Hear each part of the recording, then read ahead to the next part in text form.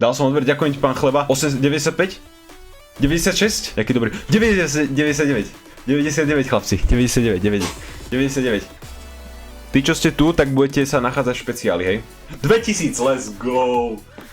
Ty kokos. Už cítim, jak tam prilieta ten oný unsubscribe, let's go. Nie, 1900. Jaj. Ale bolo to tam, už som to tam videl. Ahojte, dneska som sa síce zobudil chorúčky, ale s 2000 odoberateľmi. No teda aspoň včera som ich mal, ale Boh vie kam sa podeli. Každopádne nejdem si tým teraz lámať hlavu a idem vám ukázať ten najzdravší deň, aký som podľa mňa kedy zatiaľ mal. Keďže je to špeciál za 2000 odoberateľov, dneska budem aj jesť 2000 kalórií, čo povedzme si na rovinu je celkom málo pre mňa, ale keďže je to špeciál, čo by som neurobil pre ňo a pre vás. Som sa včera teda totiž to zamyslel, že keď už budem takto robiť tieto challenge, že za každých 1000 odberateľov budem jesť 1000 kalórií navyše, tak nech to aspoň má nejaký súvis a nech z toho niečo zaujímavé a možno aj poučné máte. Takže aby ste nezmeškali ďalšie videá, rozhodne nezabudnite odber a poďme rovno na video. No a ešte ja zastavím. Ešte predtým, než začnem video, by som vám všetkým chcel strašne poďakovať za to, že ma podporujete. Ja prisahám, že každý komentár, ktorý si od vás čítam, ma posúva vpred, motivuje robiť ďalšie videá a lepšie videá. A teraz by som chcel špeciálne poďakovať mojim dvom novým členom Kamzik.cz a Slovak Mapper. Ďakujem vám chalani, že ste ma sa rozhodli takto finančne podporiť. Čiže ďakujem vám ešte raz veľmi pekne, že ma pozeráte a poďte si pozrieť aj toto video. Čo by to bolo ale video bez stretchingu, že? Ako prvú zdravú vec dáme si poriadny stretching.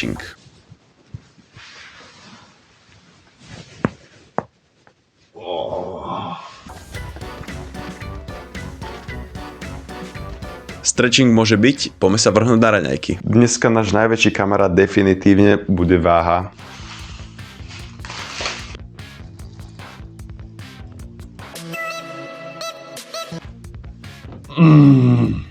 Jakže 0, budem to brať ako 5. No popravde neviem, či toto sa dá nazvať ako dobrú chuť. Ešte som vám ale zabudol povedať, že treba vypiť dneska 3 litre vody.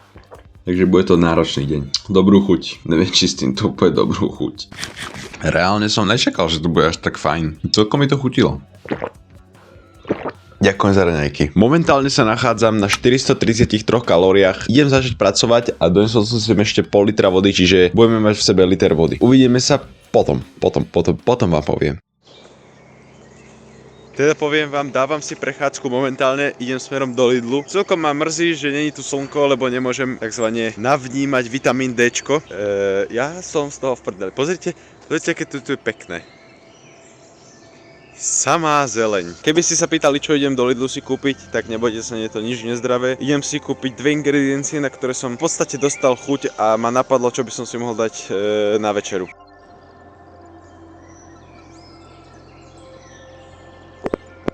Tuto pod tými zoschnutými stromami bude na 100% portál do nejakej smrtonosnej dimenzie. Teda poviem vám, feeluje to inak, keď moji spolužiaci sedia v škole a ja takzvané znižujem kortizol. A ne, ja som trošku chorý.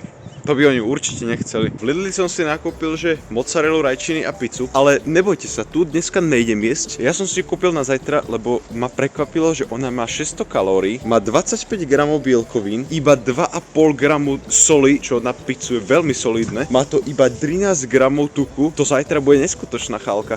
To je taká malá picka a ešte k tomu bola aj v zľave za Europade. No nekúp to. Už som doma z prechádzky a je iba 11:25. Som hladný jak vlk. Akože dáva to zmysel, keď som raňakoval asi o 8, ale čo narobím? Proste idem si urobiť obed čo najviac masívny, nech ma čo najviac nasíti. Na obed si plánujem dať morčacie prsia s rýžou a celú úhorku. Tentokrát konečne nepôjde do ryti, ale do jedla. Tu mám prichystaný môj setup. Ukážem vám to, až keď to dorobím. No teda poviem vám, obed presne o 12. Normálne jak sa patrí. Už sa teším, jak sa do tohto zahryzne. Normálne to som si spravil, že sushi z uhorky.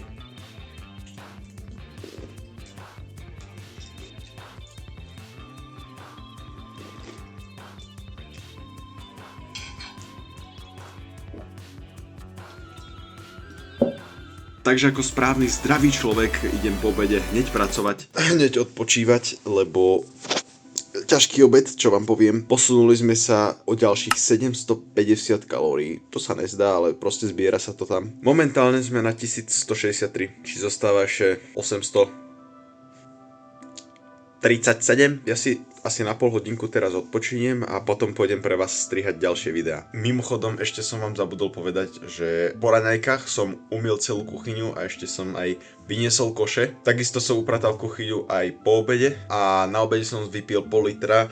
A teraz mám prichystaného ďalšieho pol litra, čiže to už budeme mať 2 litre, čiže už iba liter. Ja dneska fakt som nejaký zdravý. Teda trošičku sa mi pretiahla pauzička, ale už idem pracovať, idem workovať jak worker na pole. A inak strašne sa teším na večeru. Dojedol som a už som zase hladný. Dal som vyrendrovať video a ideme si urobiť snatchík. Takto fajne sa renderuje. Nezabudnite mi rozhodne dať odber, aby ste toto bangrovské video nezmeškali. Ďakujem veľmi pekne. Ako ďalšie jedlo som si nachystal olivy s mozzarellou light a s rajčinami. Je to obrovská porcia a myslím si, že ešte po tomto mi zostane čas na jedno jedlo dneska.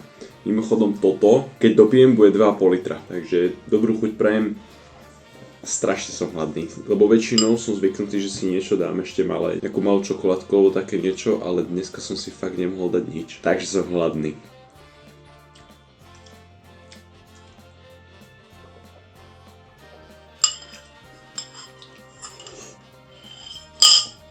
To by bolo všetko na poobedný olovrant. Neuveríte, čo idem zase robiť? Idem znovu tentokrát strihať. Takže vidíme sa pri počítači. Toto jedlo obsahovalo 430 kalórií, čo ak som sa správne pozrel na moje tabulky, tak bohužiaľ moje posledné jedlo bude zatiaľ najmenšie, aké som dneska mohol mať. Už ani tá voda mi nechutí. A ako náhle som dojedol to jedlo, tak som znovu začal byť hladný. Takže bude to parádne poobedie. Do večerie. No nový čas. No nič, idem strihať ďalej. No nic hoši, už to nedávam, už je 18:04. To môže len znamenať, že ideme na moju poslednú večeru. Posledné jedlo dňa, máme presne 2000 kalórií. Som hladný ako psačí vlk. Ešte tu mám politrovú vodu a ešte kreatín som si zabudol dať, takže ten si dám. Spravil som si žemličku s praženicou z 2 vajec, na tom i paprika, šalát a kyslá uhorka. To zeleniel som akože dorovnával tie posledné malé kalórie a pri sam Bohu ja som to na posledný gram počítal. Takže poďme si užiť moje posledné jedlo večera.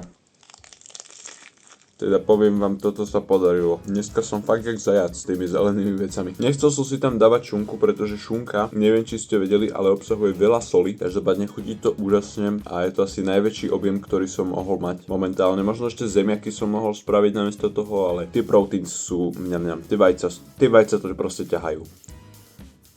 Prvá je za mnou a čo som sa tak zamyslel, ma tak napadlo, že toto vlastne nemusí byť najzdravší jedálniček, pretože možno, že na papieri vyzerá byť zdravo, ale ja si myslím, že pokiaľ vyslovene nie ste muž z ocele, ktorý má pevnú vôľu takú, že si ho môže objekty ohýbať, to je na slučku takzvané. Že ja keby mám takto jesť 2 mesiace, tak bohužiaľ tak disciplinovaný nie som. Si to priznám radšej.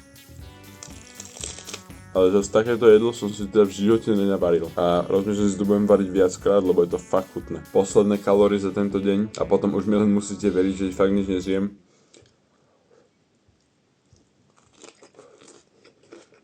Páni a dámy, ale aby som ešte nezabudol, treba si dať kreatín.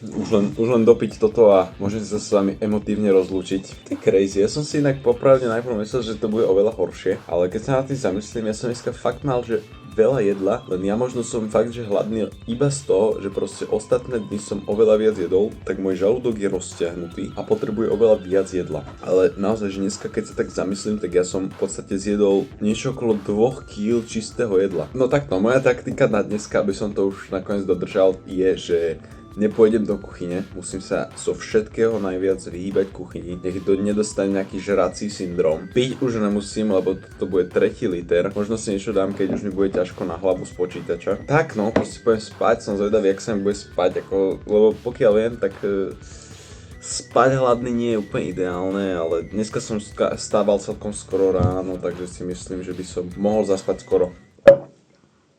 Bude brázne. Takže ja vám týmto momentom veľmi pekne ďakujem, že ste to dopozerili až sem. Ďakujem vám veľmi pekne, že ma odoberáte a že mi veríte v to, že budem aj naďalej budovať moju YouTubeovú kariéru. Neskutočne si vážim každej podpory, ktorú mi vy dávate všetci naraz tým, že komentujete, lajkujete. Popravde ja som neveril, že to pôjde takto dobre. Ako zatiaľ som možno len v tých hypovacích mesiacoch a že samozrejme počítam s tým, že rast sa spomalí, ale pevne verím, že ak by ste nastal nejaký problém, že sa vám niečo začne nepáčiť alebo niečo tak, že mi to dáte kľudne vedieť a ja sa s tým niečo budem snažiť spraviť. Pretože predsa len volá sa to sociálne siete, takže si myslím, že je to hlavne o tej sociálnej stránke. Dohodnúť sa s ľuďmi, že what's to go a proste fungovať spolu. Ja tu budem pre vás, plánujem na veľmi dlhú dobu, takže budem sa vás snažiť zabávať čo najdlhšie. Pevne verím, že sa vám bude páčiť moja tvorba a vidíme sa pri ďalšom videu. Majte ešte pekný deň a čaute.